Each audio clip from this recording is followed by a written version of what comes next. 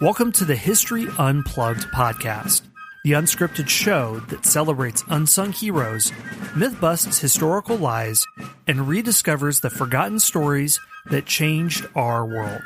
I'm your host, Scott Rank.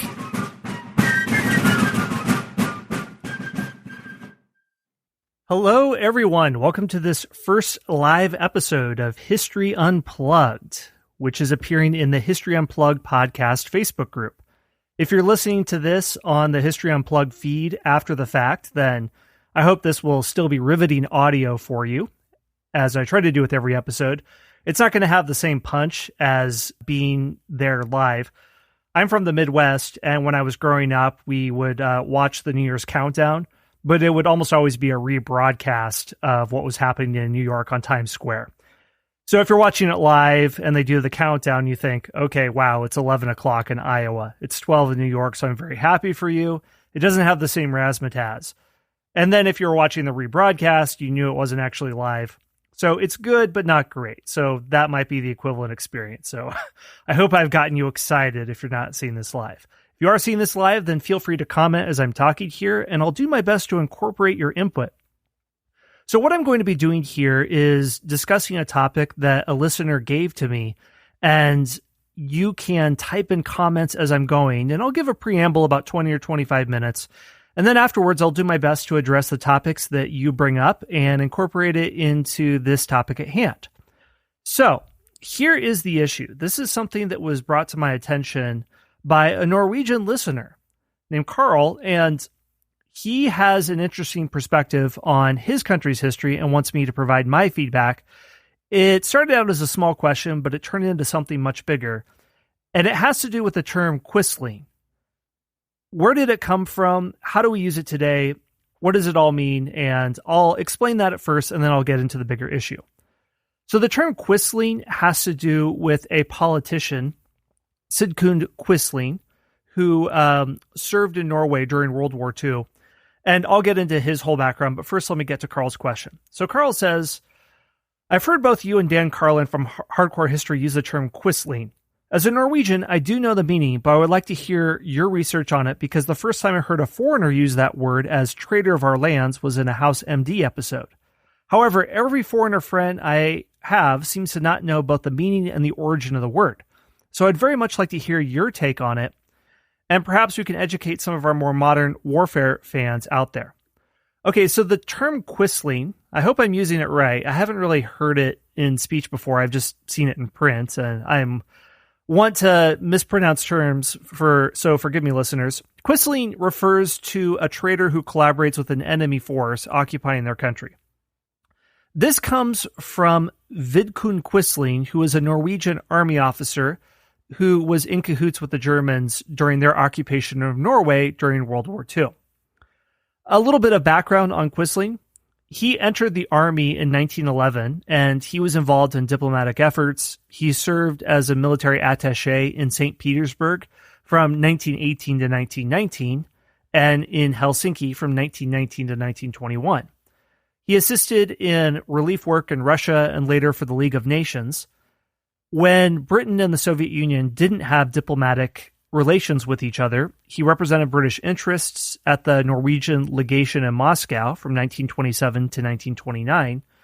He was Minister of Defense in an agrarian government in 1931 to 1933, and he opposed a strike and repressed one by hydroelectric workers. He then resigned from the government in 1933 to form the fascist National Union Party, which stood opposed to communism and unionism, but he never gained a seat in parliament. Fascism in Europe was interesting in the 1930s because some, like the British, actually didn't oppose fascism. They supported it against the Soviet threat. Winston Churchill was against the Nazi Party in Germany, but many British saw them as unsavory but a good bulwark against communism. So Quisling wasn't completely against the current of popular opinion in the way that we would imagine him to be today. Quisling met with Adolf Hitler in 1933. He urged the German occupation of Norway, in 1939. After the German invasion in April 1940, he proclaimed himself head of the Norwegian government. His reign only lasted about a week, and then he was demoted by German forces to minister president. His regime came under bitter attack, and it collapsed within a week, and he continued to serve in the occupation government. And he was named minister president in 1942. He attempted to convert the church, schools, and youth to National Socialism, and this aroused strong opposition from the Norwegian opposition at the time. He was kind of like a leader in Vichy France in that sense. And he was almost directly held responsible for sending nearly 1,000 Jews in Norway to concentration camps. When Norway was liberated in May 1945, he was arrested, found guilty of treason, and executed. So the term Quisling, that's where it comes from. Well, his name is meaning collaborating with a foreign enemy, has a slightly longer history than that. And let me just back up a little bit. It actually goes back to the 1930s, but it didn't have the same meaning that it did after World War II. So the first recorded use of the term was by Norwegian Labour Party politician Oscar Torp in January 2nd, 1933. He just used it as a general term for those who follow Vidkun Quisling, and that doesn't have much of a meaning in that sense.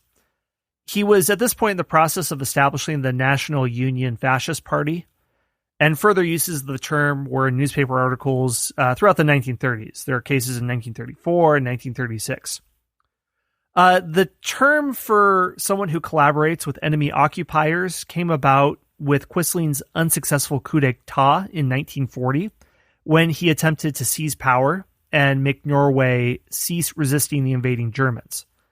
The British newspaper The Times introduced the term to an English-speaking audience in 1940 when it published an editorial on April 19th titled Quislings Everywhere, when it asserted that, to writers, the word Quisling is a gift from the gods. If they had been ordered to invent a new word for traitor, they could hardly have hit upon a more brilliant combination of letters. Orally, it contrives to suggest something at once slippery and tortuous. That is a sophisticated British insult smackdown right there, if there ever was one. So this term then spread throughout the British journalism world. The Daily Mail picked up the terms after the Times editorial. Then there were Dutch sympathizers called potential Quislings during the German invasion of the Netherlands. And then the BBC started to use the term and introduce it to an international audience. During the Norway debate of May 7th and 8th, 1940, Chips Cannon and other conservative MPs who supported the Prime Minister of the United Kingdom, Neville Chamberlain, called those who voted against a motion of no confidence Quislings. Chamberlain's successor, Winston Churchill, used the term during an address to the Allied delegates at St. James' Place on June 21st, 1941, when he said, "A vile race of Quislings, to use a new word which will carry the scorn of mankind down the centuries, is hired to fawn upon the conqueror, to collaborate in his designs, and to enforce his rule upon their fellow countrymen while groveling low themselves." So he used this term during an address to both houses of Congress in the United States on December 26, 1941. Churchill opined, "Hope has returned to the hearts of scores of millions of men and women, and with that hope there burns the flame of anger against the brutal, corrupt invader. And still more fiercely burn the fires of hatred and contempt for the filthy Quislings whom he has suborned." So the term entered the language at this point with Churchill's use, and political cartoonists picked on it after that. And in the United States, it started to become used frequently. It was even used in a Warner Brothers cartoon during World War II. It's uttered by a Thanksgiving turkey whose presence is betrayed to Porky Pig by Daffy Duck. It's entering all levels of society at that point. Okay, and then Quisling is used after World War II to talk about other sympathizers, such as when the Soviet Union enters Eastern Europe and it has all sorts of political influence there. It's applied to communist figures who participate in the establishment of communist regimes. One renegade socialist in Czechoslovakia was derided as a Quislinger for his collaboration with the Communist Party of Czechoslovakia. And in the 21st century today, the term Quisling has also been used by people in the United States, politicians whom critics think are collaborating with China or Russia or whatever you want.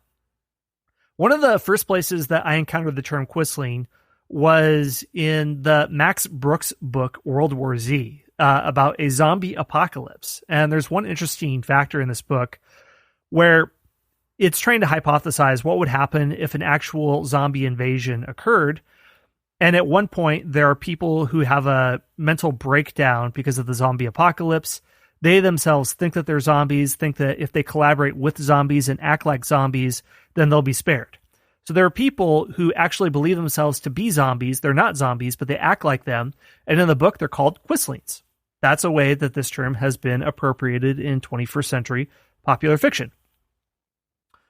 All right, so here are a couple of other comments from Carl from Norway, because I went back and forth with him a lot. I was really curious if there are any people in Norway who, they don't like Vidkun Quisling. They see him as the enemy for whom he is, for what he did. But are there any revisionist counts who are people who are at least trying to understand what he did and take a more positive view? And this launched the whole topic that I wanted to get into today of people who are villains in history, like Vidkun Quisling, Benedict Arnold in the case of the United States. And how do we understand people who are villains? Are they rightly understood to be villains? Do we have that right? And I think for Vidkun Quisling, that's more or less the case. This is not an episode where I'm going to apologize for him. But are there other people like Benedict Arnold who have a more complicated legacy? Benedict Arnold has been on my mind because I've been recording a series on the Revolutionary War with James Early. We're going to be releasing it soon. I'm releasing this episode in late August 2019, and this episode, the Revolutionary War series, will come out in September 2019. And we were really intrigued by Benedict Arnold because in the early part of the Revolutionary War, he was a great hero on the colonial or patriot or American, whatever you want to call them, cause. He was a war hero. He was almost single-handedly responsible for victories at Saratoga. He kept together the Quebec campaign. Then he defects to the British side, and throughout American history, he's been vilified. But there are some revisionist historians who are arguing that Benedict Arnold wasn't quite acting out of naked self-interest as much as we would like to think. He's not a Brutus or a Judas the way that others would think of him as today. So that's the angle that I'm tackling this question. So first of all, I want to share some of the correspondence I had with Carl about how Vidkun Quisling is understood in Norway today, just to flesh this out a little bit. So one thing that Carl mentions is that the surname Quisling has been essentially wiped out from Norway, and no one has picked up the surname since. The surname Hitler could have existed in Germany before World War II. You won't find a Hitler today. And the name Adolf was very common in German. You could learn about Adolfs even in the United States. There are theologians named Adolf. It's quite common before World War II, but it's been almost completely eliminated since then, and it's the same thing with Quisling. Carl mentions that Quisling was the last person to be executed in Norway, even though the civilian death penalty had been abolished since 1902. But the argument was that it was still valid during wartime. And to Carl's knowledge, it was the first and last person to be executed since the civilian death penalty was abolished. His execution was done by a firing squad, and it's mostly done in this way during wartime.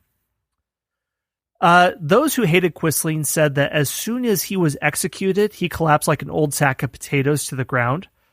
But among Quisling's supporters, they said that he was a man who was knowledgeable about physiology, so he knew how to stand properly and make his joints lock up, so that when he was shot, he was standing proudly even in death.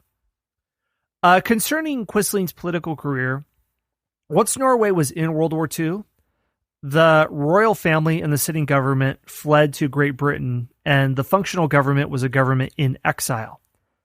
Quisling saw the opportunity to seize the Storting, which was the Norwegian term for Capitol Hill, what we call the name, the Senecity for the government in the United States.